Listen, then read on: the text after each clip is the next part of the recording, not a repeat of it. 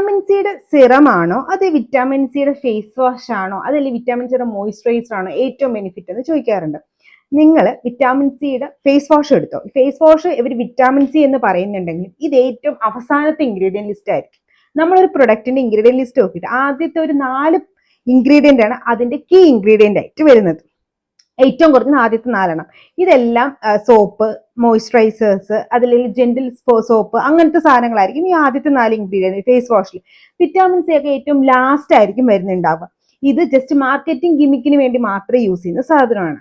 മോയ്സ്ചറൈസറിലോട്ട് പോകുമ്പം ഒരു മോയ്സ്ചറൈസറിനകത്ത് നമുക്ക് മാക്സിമം 2% വരെയൊക്കെ അല്ലെങ്കിൽ 5% മാക്സിമം 2 ഒക്കെ ആയിരിക്കും ഏറ്റവും നോർമലി നമ്മൾ കാണുന്ന എല്ലാ മോയ്സ്ചറൈസേഴ്സിലും വിറ്റാമിൻ സി ഉള്ളത്.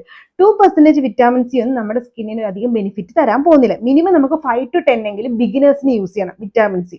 സോ അതുകൊണ്ട് അത് സിറത്തിന്റെ ഫോമിൽ യൂസ് ചെയ്യുന്നതാണ് ഏറ്റവും ബെനിഫിറ്റ്.